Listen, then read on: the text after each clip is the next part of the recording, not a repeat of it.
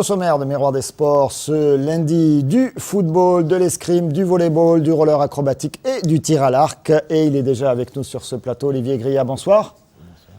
Merci d'être avec nous. L'Arc Club de Nîmes, vous êtes l'organisateur, l'inspirateur. Vous portez à bout de bras ce tournoi, ce magnifique tournoi. Vous en êtes à la 13e édition.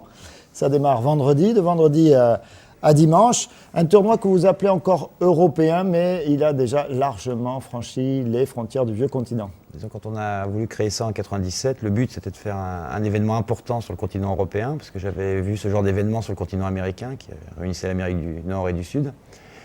Et oui, c'est vrai qu'au jour d'aujourd'hui, l'idée à l'époque et le rêve c'était d'avoir 12 nations qui participaient et 600 participants. Et au jour d'aujourd'hui, on est à 31 nations de 4 continents et 1200 participants. On a battu tous les records, 1270 cette année exactement. Vous allez encore battre un record cette année? Oui, tous les ans ça progresse. Oui. Bon, je pense que où est-ce que vous les mettez justement? On va parler hôtellerie tout à l'heure dans le journal. Où est-ce que vous les mettez tous ces tireurs? C'était un des buts c'était pas le but principal. Le but principal, c'est de faire un bel événement sportif. Mais un des buts importants de ce projet, c'était d'avoir des répercussions importantes sur le plan économique au niveau des unités d'hôtels.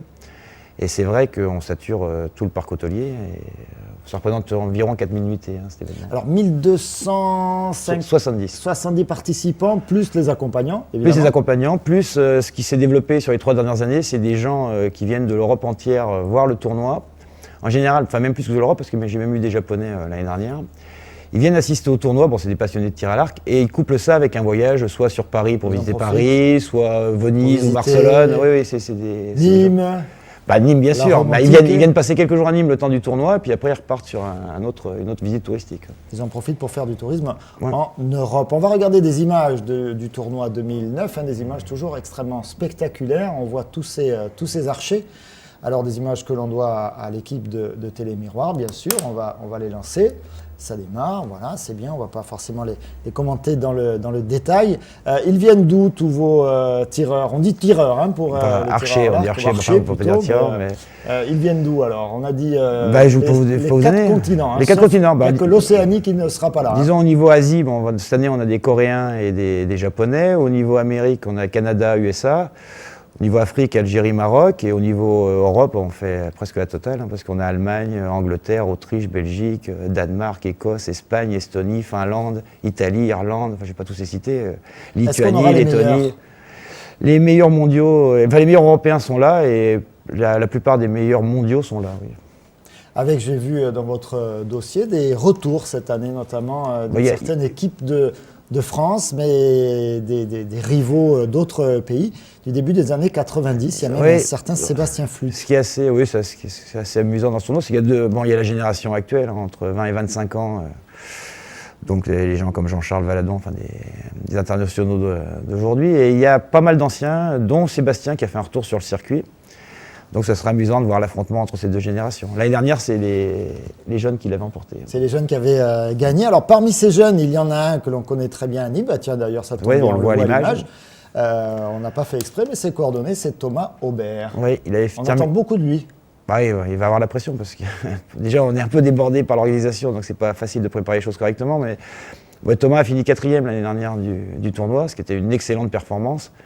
Avec l'équipe de France, il a été vice-champion du monde en Corée au mois de septembre. Vice-champion du monde, à 2 touches près, à 2 points près. À 2 points près, oui, ils auraient pu être champions du monde face à la Corée. Mais enfin, battre la Corée à domicile, ça aurait été en finale, ça aurait été magnifique, mais c'est pas une mince affaire.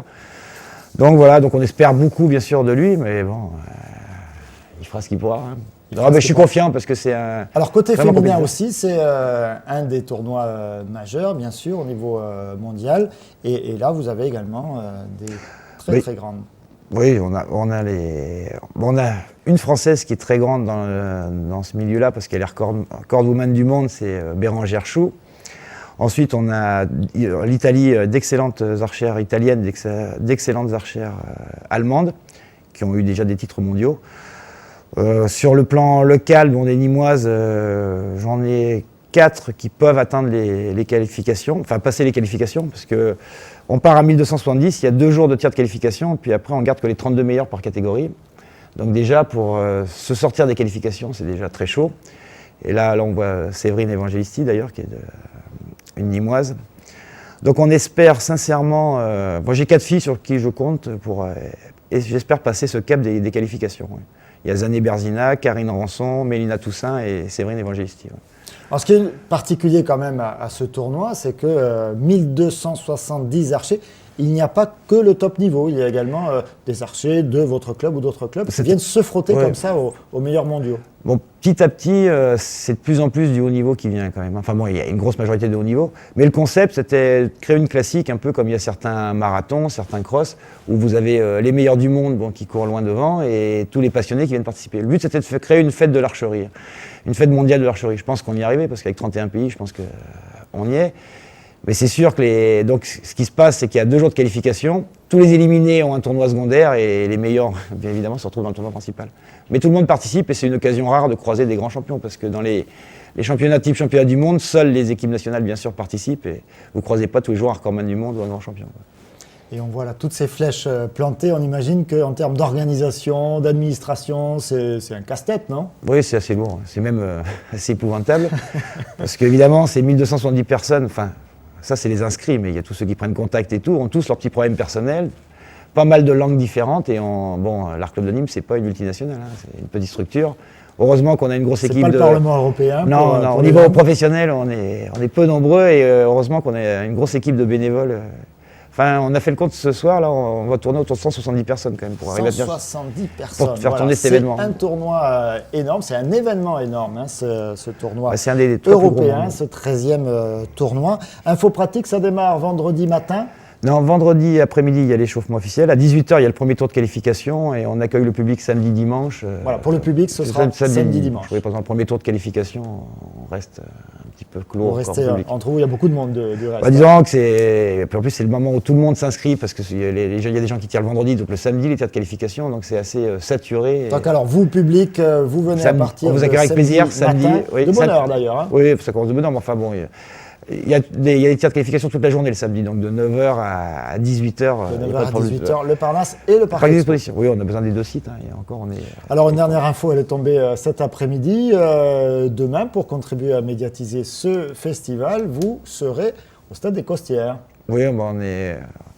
Alors vous, je dis vous, c'est-à-dire vous, Olivier Gria et Thomas Aubert. Oui, Thomas Aubert, disons qu'on va... Nîmois, vice-champion du monde. On va régulièrement voir nos amis de Nîmes Olympique, parce qu'on porte d'ailleurs le maillot de la même couleur. Et puis en plus, on leur porte chance. Chaque fois qu'on leur fait une visite, ils gagnent. Donc j'espère que ça va continuer. Et là, ce sera Thomas Aubert qui donnera le coup d'envoi du match. Oui, alors moi, j'ai noté qu'il y avait Olivier Gria également, donc faites-vous une petite passe avant. Ouais. Voilà, un petit 1-2. Voilà, on monte cette affiche. Je vais essayer de chercher, voilà, par là. Hop, ici, décidément, c'est un piège.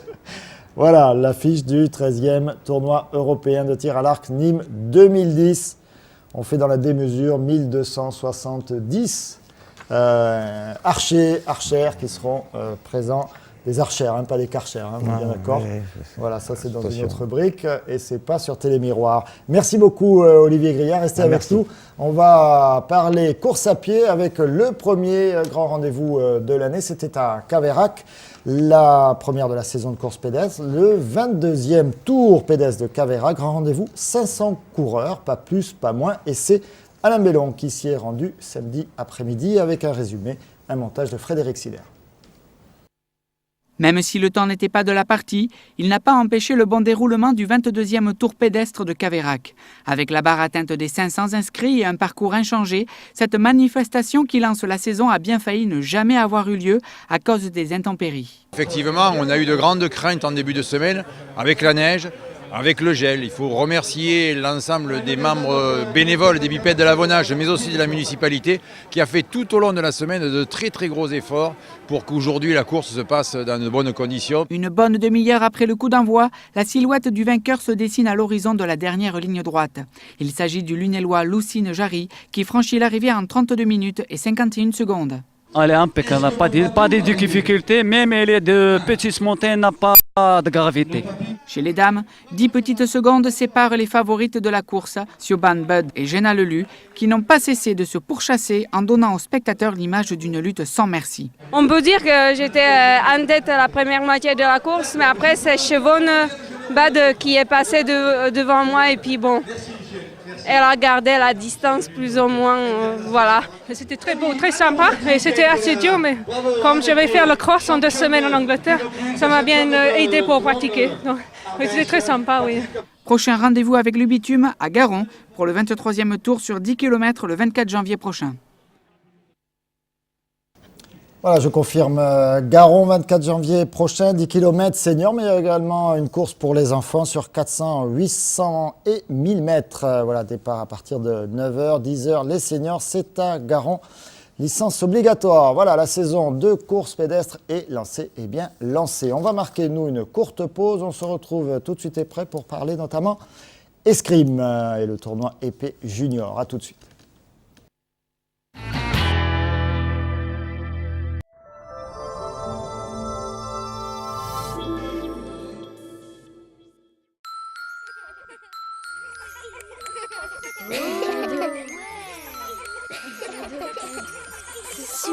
Il était une fois les matinées magiques.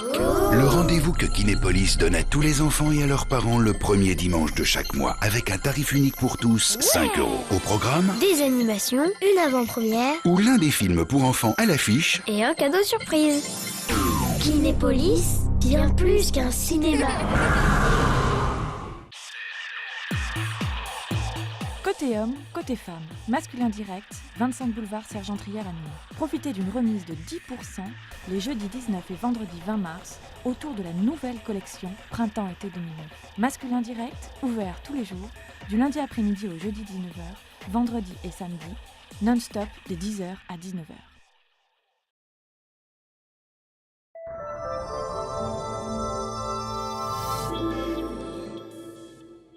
Miroir des sports, deuxième partie avec de l'escrime, de nouveaux invités sur ce plateau. Il a un petit peu l'habitude maintenant, Hervé Georgi. Bonsoir. Maître parmi les maîtres, escrimeur de la Société d'escrime de Nîmes. Et puis un de ses élèves, et non des moindres, Robin Aon-Gasque. Bonsoir, c'est la première fois que vous venez sur ce plateau. Oui, c'est la première fois, oui.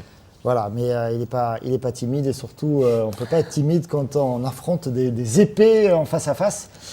Vous étiez tous les deux réunis pour le tournoi junior épée d'hier à Nîmes. C'est un tournoi mondial qui fait partie de la Coupe du Monde. C'était le 15e. Vous appelez ça le trophée Christian Doriola, du nom du grand escrimeur épéiste aussi. Fleurettiste. Fleurettiste, champion olympique. Tout à fait, oui. Dans les années Maintes fois. 50, 60. Le plus grand palmarès de l'escrime française. Et puis le premier vainqueur de ce tournoi en 95, il est sur ce plateau, c'est bien Hervé Georgi. Alors je vous préfère vous le dire tout de suite, ce n'est pas Robin Aon qui a gagné cette année. Mais déjà, on va tirer quelque chose au clair. L'année prochaine, c'est fini, ce tournoi n'existera plus. Voilà, donc il y a restructuration au niveau de la fédération internationale, donc 15 ans c'est déjà bien. Mais on a eu quelques certitudes sur l'organisation d'un tournoi international senior. Voilà. Mais sur un coup. Mais non, justement... Quelque chose qui reviendrait régulièrement. Exactement, la discussion senior, est sur la pérennité. Oui, sur donc la on pérennité passerait des juniors aux seniors, on y gagnerait peut-être en notoriété certainement, notoriété. Puisque ça sera carrément là les champions olympiques et les champions du monde qui seront parmi nous. Et donc dans la catégorie senior, la catégorie reine au niveau de l'escrime. Hein. Toujours en épée. Toujours en spécialité de la société. Exactement. Alors voilà, deux spécialistes de l'épée, un spécialiste en devenir. Alors, Aon, on connaît en sport, et ici à Nîmes, un certain Jean-Philippe, donc capitaine de l'USAM. C'est un lointain cousin. Hein. Lointain, oui. Voilà, il y a quelque chose entre les deux tout de même. Vous, c'est l'escrime, c'est l'épée. Oui, moi, c'est l'épée. Vous êtes tombé dedans petit, comment ça s'est fait? Ça s'est fait par mon père qui travaillait à l'époque à l'UCEP. Donc, et je suis venu c'est un ami du maître Parizel et ainsi du maître Georgi. Et donc je suis venu par mon père et par le maître Georgi il y a 10 ans à peu près. Il y a 10 ans à peu près, vous avez beaucoup de qualités techniques. Je pense que vous êtes très très fort. C'est plutôt à mon maître qu'il faut poser la question. Et alors, quelles sont les qualités et les défauts de votre tireur? Là, je ne vais pas me tromper. Voilà, c'est ça. Parfait. Voilà. Archer, tireur. Archer, voilà, c'est pas archer. Robin, il le sait, hein, c'est un garçon qui est très doué. Hein. Techniquement, il est à même de pouvoir faire beaucoup de choses. Il pioche un peu plus. Son défaut, c'est un petit peu l'aspect physique. Il pioche, c'est-à-dire qu'à un moment donné, physiquement, ça... Voilà, c'est ça. C'est-à-dire qu'à un moment donné, le sport d'aujourd'hui nécessite... la technique, c'est un fait, mais le physique rentre à 200% aussi dans le paramètre du résultat final. Et c'est là où un petit peu il pioche, mais Il est en train de rectifier le tir, il n'a que 18 ans. 18 ans, donc voilà. c'est l'âge aussi où physiquement on a encore de la place pour se former, pour aller faire un peu de salle, aller soulever un peu de fonte et courir à pied. Vous avez noté les rendez-vous de course pédestre. Ouais, j'ai vu ça, je ne sais pas si c'est ce qui est adapté. Il faut de la dynamique quand même en escrime. Oui, beaucoup même, très, très explosif. Alors cette année, c'était une opportunité pour vous de faire ce tournoi mondial, de niveau mondial? Oui, donc j'ai commencé par une grosse compétition à Paris au mois d'octobre, donc je me classe dans les 32 français, ce qui me permet d'ensuite enchaîner sur un circuit national à Toulouse, où je me classe 11e. Donc après ces deux compétitions, donc je suis toujours 16e français. Donc le quota de français pour cette compétition était de 20, donc j'ai été retenu pour cette Coupe du Monde. Voilà. Ça veut dire, alors là c'est une des étapes de cette Coupe du Monde, vous allez faire d'autres étapes? Ben ça, on ne sait pas encore. Ça dépend du quota français, c'est ça, voilà, pour parler votre jargon. Forcément, c'était en France, donc le quota français était plus important. C'est ça, exactement, oui, exactement. Alors, donc cette compétition, c'était comment de se frotter comme ça aux meilleurs mondiaux de votre âge? Déjà, c'était tout nouveau pour moi, parce que c'était seulement ma seconde Coupe du Monde. Et donc voilà, j'ai vu un peu différents styles, les Italiens, les Espagnols. J'ai connu autre chose que le niveau français. C'était assez intéressant. Comment vous l'avez trouvé? Alors on en parle comme ça parce qu'on n'a pas forcément gardé vos images. On va voir, après on est arrivé, vous étiez éliminé. Oui, malheureusement. Malheureusement.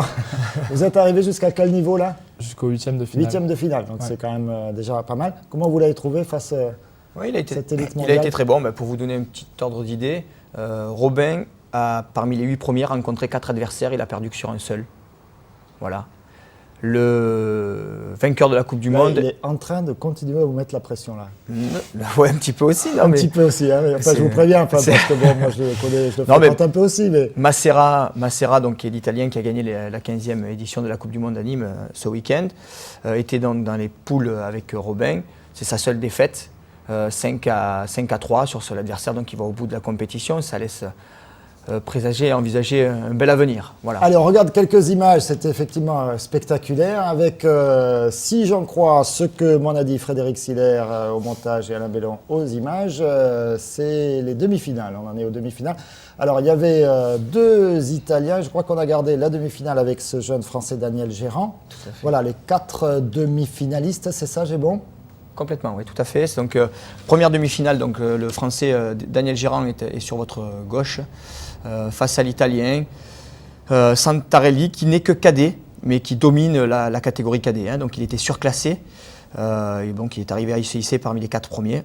Cadet, ça veut dire qu'il a 16 ans? Cadet, qu'il a entre 15 et 17 ans, voilà, exactement. 15 et 17 ans, donc c'est quand même tout jeune, tout jeune. C'est tout jeune. Bon, après, avec le métier que les Italiens peuvent avoir, et surtout qu'est-ce que ça veut dire, le métier italien? C'est le vice un peu. Ah ben, c'est pas qu'un peu.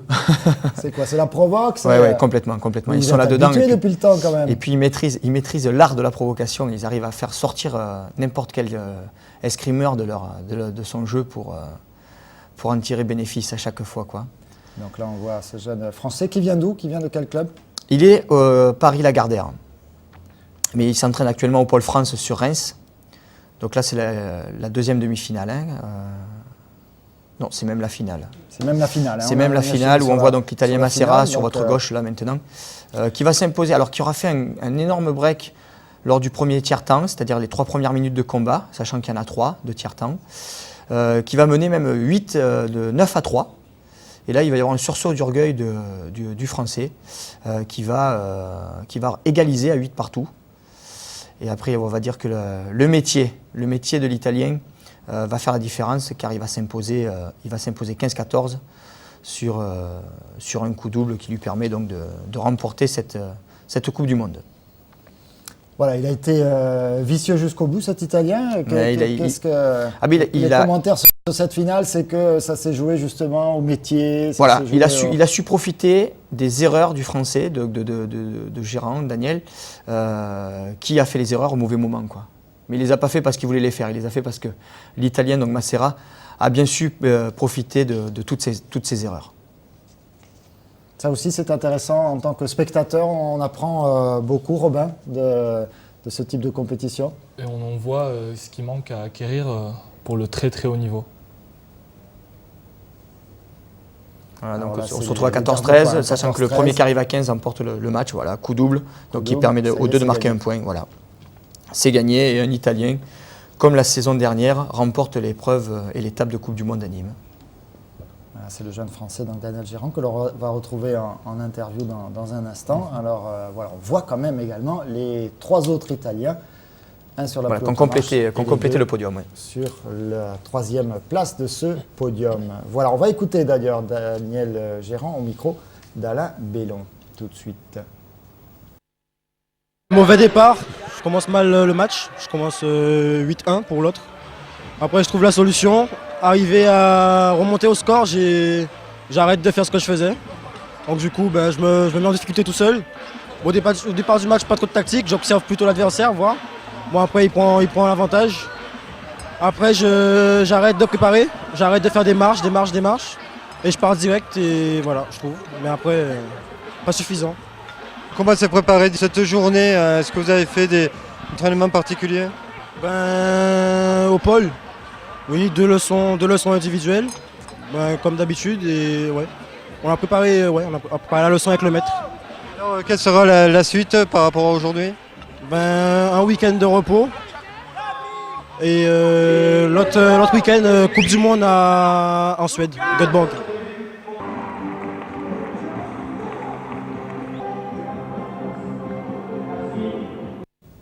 Cette nouvelle génération de Français, Maître Giorgi, vous la trouvez comment? Elle sera au niveau plus tard pour aller chercher des médailles olympiques? Au niveau des Français, alors ils seront au niveau, mais par contre on s'aperçoit que ça se resserre énormément.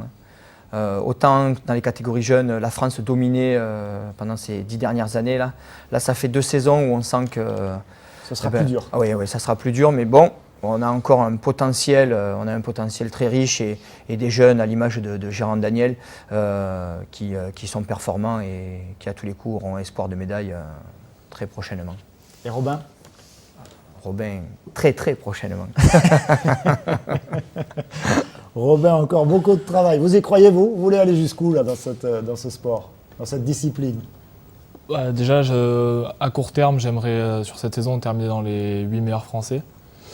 Et l'année prochaine, pourquoi pas essayer de viser une sélection en équipe de France ou pour le championnat du monde où je pense qu'on peut essayer en s'entraînant avec mon maître. Et je pense que si je m'implique, on peut essayer. Vous êtes étudiant à côté, vous avez le temps de faire tout ce qu'il faut? Oui, bien sûr, je suis étudiant en UFR à STAPS à Montpellier. Donc voilà, je rentre tous les jours sur Nîmes, je m'entraîne quasiment tous les soirs à ma salle.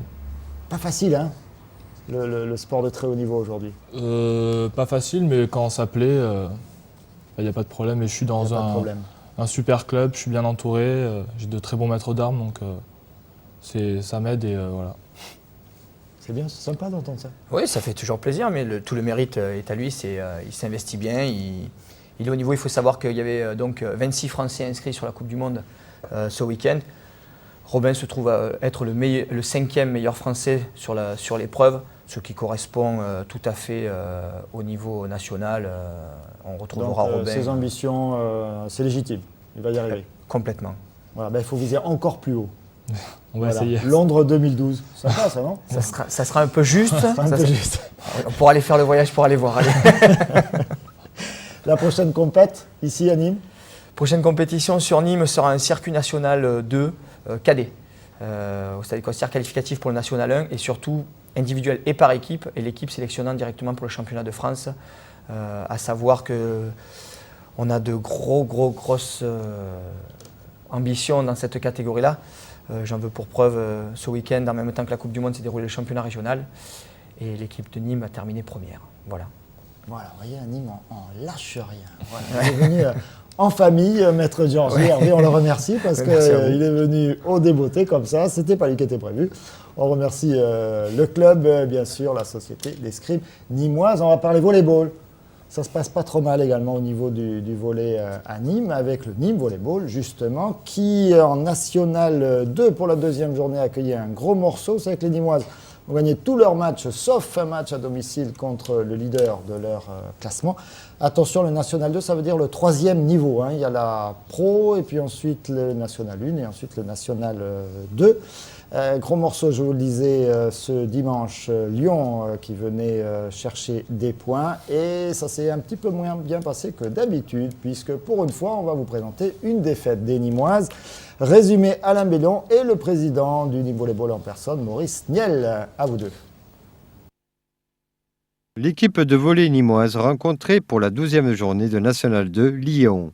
On pouvait constater un début de rencontre sans un temps d'observation. J'ai vraiment vu un beau match. Pour recadrer les choses, donc c'était la 12e rencontre. Nous en avons gagné 10. Bon, celle-ci, effectivement, nous l'avons perdue, mais ça fait jamais plaisir. Mais dans ces conditions, quelque part, nous sommes heureux aussi de la façon dont se sont comportées notre équipe. Nous avons été longtemps menés au premier set.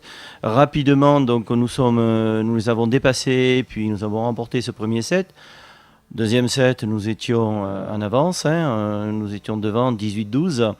Par contre, bon, après, ce qui nous s'est fait sentir et assez rapidement, c'est notre faiblesse en poste 4. Effectivement, l'attaquante phare, je dirais, Markéta Cernouskova, était blessée. S'était blessée quelques jours avant. Donc, du fait, on n'a pas pu l'utiliser à ce poste-là. Et effectivement, ça a été difficile de finir les points. Quand Marquis décide de faire tourner le jeu, elle marque le point et c'est reparti, quoi, voilà. Donc, il nous a manqué ça. Mais à part ça, le reste de l'équipe s'est vraiment très, très bien comporté. D'ailleurs, je suis convaincu qu'on a donné énormément de fil à retordre à l'équipe de Lyon. L'équipe de Lyon qui, humainement, ont du monde, financièrement aussi, mais je les ai vus vidés de toute énergie complètement à la fin du match. Donc, quelque part, je me suis dit, malgré l'absence de notre attaquante 4, Cernouskova, on a quand même une excellente équipe à ce niveau-là. La prochaine rencontre se jouera à l'extérieur face à Romans. Romans qui est le 12e de ce classement, 12e et dernier, l'équipe de la Drôme. Et ce sera à Romans, donc ça devrait être un petit peu plus facile pour les Nîmoises. Et puis une rencontre à ce gymnase, et non des moindres, celle du président en personne de la Fédération française de volleyball. Il était venu également, il était venu pour voir le club de Nîmes, bien sûr, mais également pour accompagner son épouse, arbitre. Il s'agit de Serge Delautre. Évidemment, Alain Bellon, notre reporter de choc, n'a pas hésité à lui tendre son micro. Comment se positionne le volley en France ? Le volleyball français, il est bien positionné, ne serait-ce qu'en masculin, on est vice-champion d'Europe, qu'il n'y a pas beaucoup de disciplines. Que sur le secteur féminin, pour la première fois, on a été invité en Ligue européenne. Nous sommes une fédération qui, il lui manque pas grand-chose, il lui manque un peu plus de médias. Donc merci d'être présent, un peu plus de télé, un peu plus de communication, parce que je crois qu'on est une belle discipline et qui tient bien son rang. Les prochains événements qui vont se dérouler en France, est-ce qu'il va y en avoir d'importants ? Oui, alors puisqu'on est dans une compétition féminine, on va avoir tout simplement dans la région Languedoc-Roussillon, je l'espère, au mois de mai, la qualification au championnat d'Europe pour l'équipe de France filles. Ensuite, nous avons pour les garçons un événement important, c'est les championnats du monde, où je vous avoue qu'on va essayer d'aller dans le dernier carré, ce sera difficile. Et puis on a toujours la Ligue mondiale qui reste un événement majeur, qui est réservé aux 15 meilleures équipes mondiales, dont la France. Aujourd'hui, vous êtes présent à Nîmes, et vous avez un peu vu l'équipe nîmoise, alors comment se comporte-t-elle pour vous ? Alors, je suis pas surpris parce que, d'abord, l'équipe nîmoise, j'ai la chance ou le plaisir de l'avoir à peu près une fois par an. Je l'avais vu évoluer en National 3 l'année dernière avec un structurellement solide. Et puis, on s'aperçoit qu'elles sont en position pour jouer la montée en National 1, ce qui serait pour le sport regardois et la ville de Nîmes quelque chose, de mon point de vue, très important. Et je crois qu'il faudrait que cette équipe soit accompagnée parce qu'elles ont les arguments techniques. Le club est solide pour être présent en National 1. Je crois qu'il faut que les collectivités viennent un petit peu soutenir mon équipe dirigeante là. Quant à l'équipe, je pense qu'elle a tous les arguments pour accéder en National 1. Voilà, il est ambitieux, c'est normal. Le président de la fédération, il pousse ses clubs à aller toujours plus avant. Bien sûr, la National 1, je le disais tout à l'heure, c'est l'équivalent de la 2e division, de la Pro B, de la Ligue 2, etc. Donc c'est encore plus de moyens du côté de Maurice Niel. On est beaucoup plus prudent. On aimerait finir déjà cette saison dans des conditions aussi bonnes qu'elle a été commencer, on regarde les résultats rapidement donc, de cette, je vous le disais, 12e journée avec des résultats assez classiques. On suit essentiellement Gruissant, mais le match a été remis. On va regarder ce que ça donne au classement. Les Nîmoises restent quand même solides deuxième, avec Lyon qui remonte un petit peu derrière. On va retrouver le classement dans un instant. Voilà, ça y est, c'est fait. Donc les Lyonnais sont toujours quatrième, Gruissant devant. Attention, les Audoises ont un match en moins, ce qui explique cette égalité avec Nîmes. Du côté de Gruissant, on n'a pas perdu un match cette saison. On en a déjà perdu deux, on l'a dit, à Nîmes. Et vous voyez Romans, donc le prochain adversaire des Nîmoises, qui sont dernières de ce classement. On va continuer avec des filles, on va continuer avec des résultats. Elles étaient en déplacement à l'extérieur, les basketteuses du BCPN, en déplacement à la Seine-sur-Mer, c'est dans le Var. Elles sont allées l'emporter de justesse, donc elles enchaînent les victoires, 75-71. La Seine-sur-Mer, ce n'était pas forcément une équipe mal classée. On va regarder ce que ça donne au classement. Le BCPN toujours solidement installé à cette 6e place, 22 points. On voit la Seine-sur-Mer qui était juste derrière. Donc c'est du tout bon pour les Nîmoises. Et puis un mot de handball. Vous savez que le HBCN a repris avec l'année 2010 et la longue parenthèse des championnats du monde du côté des filles. Il y a eu ce déplacement en Coupe de France et cette qualification. Et puis il y a eu cette victoire. C'était mercredi dernier. On regarde les résultats qui sont désormais complets. Cette victoire à Dijon, 27-26, de justesse, mais victoire quand même face à des Dijonnaises qui font partie du milieu de classement. Les autres résultats sont assez classiques. Le Havre l'emporte, Metz également l'emporte, serré face à Toulon à domicile. Et puis Mios également, c'est Arvor. Il faudra corriger Arcor. Je ne sais pas ce que c'est, une chaîne hôtelière et encore Arvor, donc pour l'équipe de Brest. On regarde le classement avec les Nîmoises qui sont à la 3e place, derrière le Havre et Metz, les deux grosses cylindrées de ce championnat. Tout le monde est à 10 matchs. Attention, c'est assez compliqué ce championnat de France. Il y aura ce qu'on appelle des play-offs entre la 1re et la 6e place. Tout le monde est qualifié pour des phases finales, donc entre la 1re et la 6e. Tout le monde pourra encore prétendre à la fin de cette première étape du championnat au titre de champion de France. Prochain match, la réception des dernières, Angoulême. Ce sera ce mercredi à 19h30 au Parnasse. Voilà, pour aller encourager les Nîmoises du HBCN avec leur vice-champion du monde, Blandine Dansette Mariama Signaté. Ce sera au Parnasse mercredi soir. Il y a également le retour de Julie Goyorani. Voilà, ça en fait des arguments pour aller au Parnasse. Allez, nous, on va marquer une courte et dernière pause et on se retrouve pour la 3e partie de Miroir des Sports.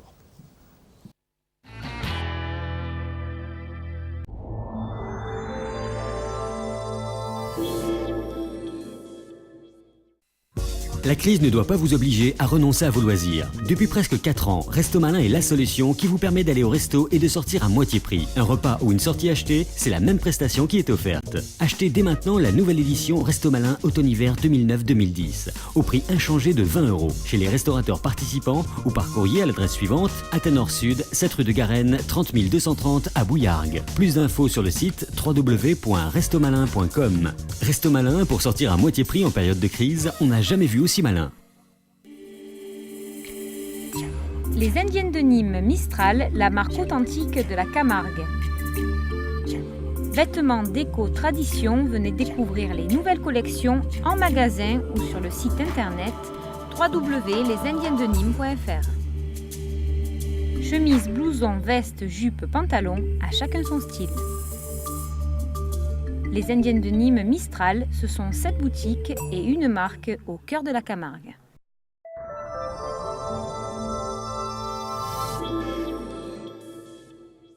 Miroir des Sports, 3e, dernière partie avec du roller et du roller acrobatique. Vous allez voir, ça va sauter dans tous les sens. On va parler également football. Mais tout de suite, Jerry Canal avec moi sur ce plateau, le président des Croco Rollers. Un club protéiforme, multiforme, avec plein de disciplines. Et d'abord une info, on a beaucoup parlé de grands événements. On a parlé du tournoi mondial d'épée il y a un instant, qui va disparaître, mais qui va peut-être renaître sous une autre forme. On a parlé bien sûr du tournoi européen de tir à l'arc. Le grand événement de cette fin de semaine, de ce mois de janvier, voire du semestre à Nîmes en matière sportive. Et puis au mois de mars, par là, avril, on avait l'habitude de Nîmes en roller. On ne l'aura pas cette année. Et oui, effectivement, on ne pourra pas faire la 7e édition de Nîmes en roller. On est victime de la démolition du gymnase de la Ranquette pour les travaux du TSP de Nîmes Métropole. La démolition de ce gymnase nous prive de nos bénévoles qu'on recrutait parmi les adultes loisirs et d'une partie de notre fonds de roulement. Ce qui fait qu'à notre grand regret, on ne peut pas organiser la 7e édition. Ça veut dire que vous n'avez pas trouvé de gymnase, de place dans un autre gymnase pour ce public-là? On a le gymnase de Condorcet qu'on réserve au hockey, puisqu'on a besoin de plages d'entraînement pour l'équipe 1. Et on avait récupéré le petit gymnase de la Ranquette parce qu'on a un problème, on ne peut patiner que sur des sols durs. Or, tous les autres gymnases de Nîmes sont en sol mou.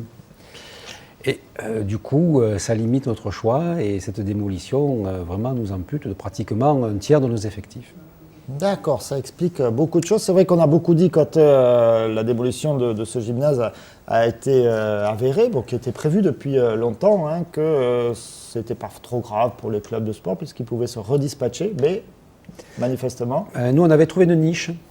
Il y avait une niche, il y avait un lieu à exploiter. On l'a exploité au maximum puisque la saison dernière, on s'y entraînait 5 soirs par semaine, plus le samedi. On y faisait des formations le week-end.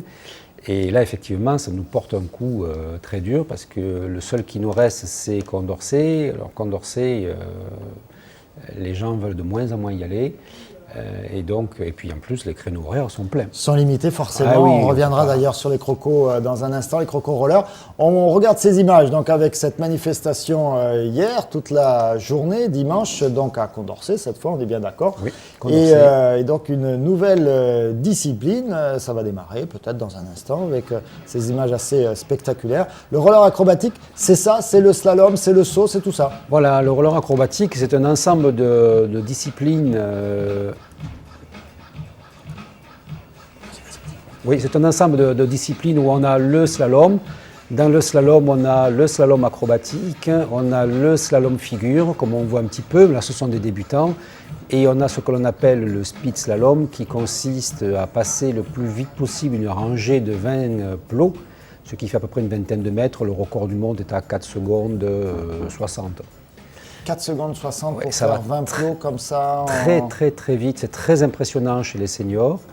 Là, nous, on a des jeunes qui débutent, puisque c'est une discipline que nous avons lancée la saison dernière pour élargir notre offre, pour nous permettre d'avoir une partie artistique, puisque nous avons la course, le hockey, la randonnée. Et là, on voit une démonstration avec les jeunes enfants. Là, c'est le speed slalom, qui n'est pas très speed chez les jeunes. Mais déjà, pour des gamins qui ont commencé l'an dernier ou cette année pour certains, ça commence à avancer.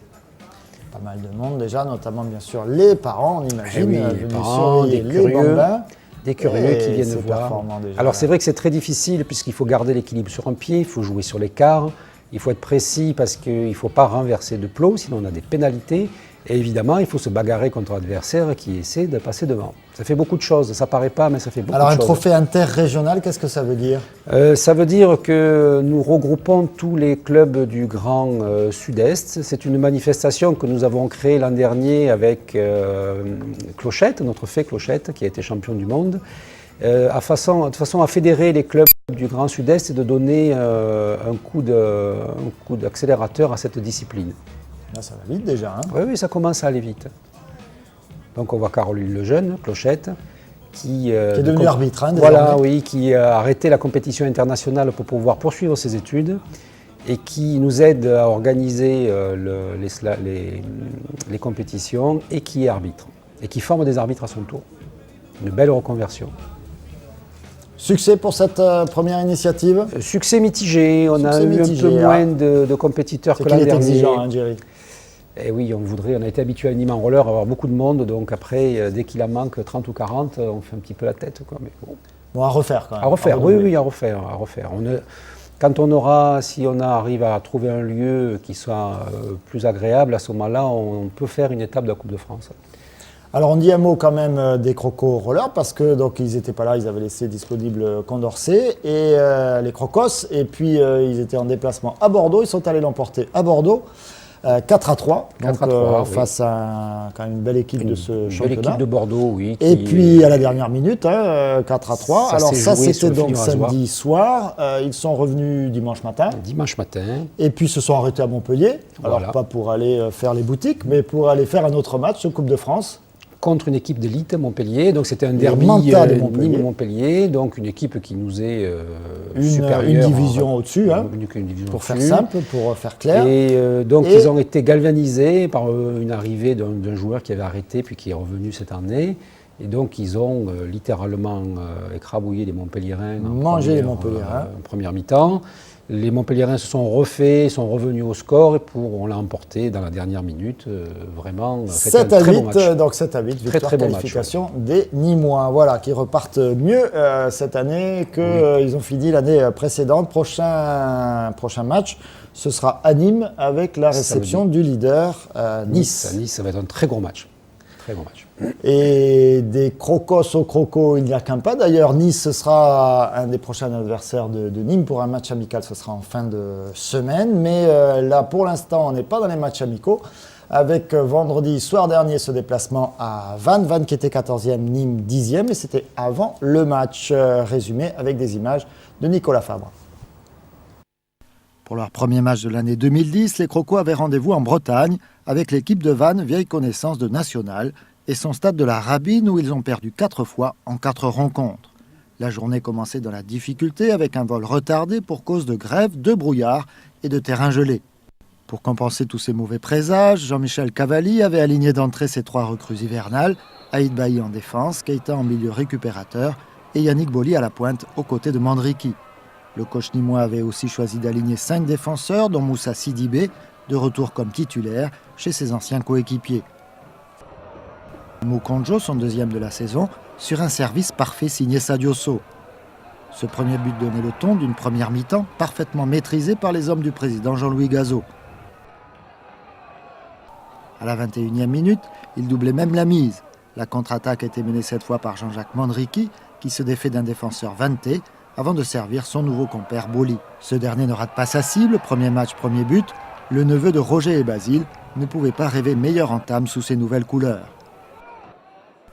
En deuxième mi-temps, les Bretons parvenaient à desserrer l'étreinte gardoise, mais malgré quelques chaudes alertes, les buts de Nicolas Puydebois restaient inviolés. Plus que 5 victoires pour le maintien, cette saison est décidément beaucoup plus tranquille que la précédente. Et on écoute la réaction tout de suite des coachs des deux équipes à l'issue de ce match. On a essayé en deuxième mi-temps, mais le mal était fait, puisqu'après une vingtaine de minutes, il y avait déjà 2 buts d'écart. Donc ça, c'est trop compliqué par la suite, même si on a beaucoup donné. Je pense aussi que si on avait réussi à marquer ce premier but, on aurait eu encore davantage de ressources pour égaliser. Et c'était vraiment à notre portée, mais il fallait marquer ce premier but. On a eu beaucoup d'opportunités. Maintenant, il faut absolument qu'on arrive à maîtriser ces débuts de partie parce que ça nous plombe le reste. Maintenant, il faut s'accrocher. C'est vrai qu'on souhaitait bien débuter l'année et puis être plus conquérant à domicile. Malheureusement, on débute par une défaite. Vite se ressaisir, même si le calendrier nous amène des belles équipes devant. Et il va falloir s'accrocher et puis rapidement reprendre des points avant qu'on perde confiance. Je ne sais pas si c'est le cours parfait, mais je pense que c'est mérité surtout. C'est dommage que physiquement nous n'étions pas trop bien, parce qu'on aurait pu tuer vraiment le match. Alors qu'en deuxième mi-temps, je redoutais le pire et c'est arrivé, c'est que physiquement on ne tienne pas trop la distance. Mais on a su, à force d'abnégation, de courage et puis de solidarité, préserver un résultat qui était important pour la reprise. D'abord les 20 premières minutes à tenir, parce qu'il ne fallait pas se gâcher cet avantage. Et puis à partir des 20 minutes, commencer à faire courir le ballon, parce que l'adversaire devait automatiquement puiser dans les ressources sur le plan physique et en plus se découvrir davantage. On était préparé à ça. On a eu les contres qu'il fallait. On les a bien négociés dans la profondeur, mais dans la finition, on n'a pas été bon. Et c'est ce que je regrette. Ça m'est déjà arrivé. Mais bon, il est évident que ça fait encore plus plaisir de revenir avec 3 points. Maintenant, les déplacements comme ça, il faut savoir s'y attendre. On sait qu'on est dans une région où l'hiver c'est compliqué, mais on a un match aussi 4 jours après. Donc on se devait de prendre un avion pour faire l'aller-retour. La récupération sera véritablement très importante. On a pris le risque, on a un petit peu galéré, mais bon, ça a vendu la chandelle quand on rejoue 4 jours après. On a quand même quelques petits bobos et j'espère que 4 jours seront assez suffisants pour avoir toutes nos forces à domicile contre cette équipe de Bastia qui ne lâchera rien. Hein. Je sais qu'elle est aujourd'hui à un quart d'heure de la fin, toujours 0-0 à Caen, donc ça démontre bien que cette équipe sera un adversaire très difficile à battre. Donc récupérons, concentrons-nous et on va essayer de faire le maximum pour valider surtout ce qu'on vient de faire ce soir. Vous l'avez noté, donc tous sur vos tablettes. Demain soir au Costières à 20h, Nîmes Olympique reçoit Bastia. Nîmes Olympique désormais 6e. Bastia qui est toujours bon dernier, puisque Jean-Michel Cavalli n'aurait pas le résultat définitif, mais Bastia finit par perdre à Caen 1-0. Donc Nîmes 6e, Bastia 20e. C'est l'affiche demain soir au Costières pour la 21e journée. Fini pour Miroir des Sports. Dans un instant, la météo, le journal à suivre, le rendez-vous politique. Comme d'hab, le lundi, à tout de suite.